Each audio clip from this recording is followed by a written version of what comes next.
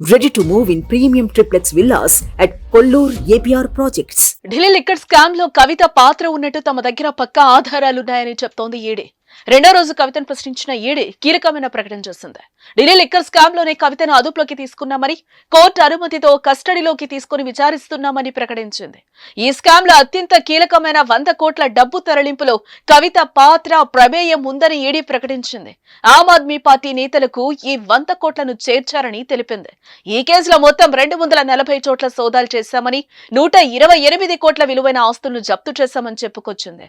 ఢిల్లీ మాజీ ఉప ముఖ్యమంత్రి మనీష్ సిసోడియా, సంజయ్ సింగ్, విజయ్ నాయర్లతో కవితకు సంబంధం ఉందని వాదిస్తోంది ఈడీ.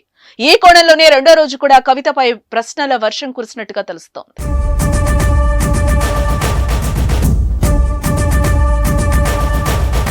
ఢిల్లీ మద్యం పాలసీ రూపకల్పనలో కవిత లీడ్ చేసిన సౌత్ గ్రూప్ పాత్ర కీలకమని వాదిస్తోంది ఈడీ.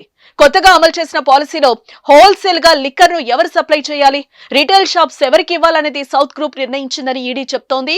సౌత్ గ్రూప్ కు సహకారం అందించినందుకు ఢిల్లీలో అధికారంలో ఉన్న ఆపు ప్రభుత్వంలోని కొందరు నాయకులకు ముడుపందించారని కూడా ఆరోపించింది. అందులో ఢిల్లీ ఉప ముఖ్యమంత్రిగా ఉన్న మనీష్ సిసోడియా అనుచరుడైన విజయ్ నాయర్ ద్వారా 100 కోట్ల డబ్బులు చేరాయని చెప్తోంది. ఈ 100 కోట్లు ఎక్కడి నుంచి వచ్చాయి, ఎవరిచ్చారు, అందులో మీ పాత్ర ఏంటి అన్నది ఇప్పుడు కవితను ఈడీ అడుగుతోంది. అయితే కవిత మాత్రం అసలు ఈ కేసే ఫాల్స్ అని చెప్తున్నారు. అయితే ఈడీ మాత్రం ఖచ్చితంగా ఇందులో కవిత పాత్ర ఉందన్నది ఈడీ వాదన. ఈ నేపథ్యంలోనే కవితను కస్టడీలోకి తీసుకున్న ఈడీ ఇవాళ కీలక ప్రకటన చేయడం సెన్సేషనల్ అవుతోంది.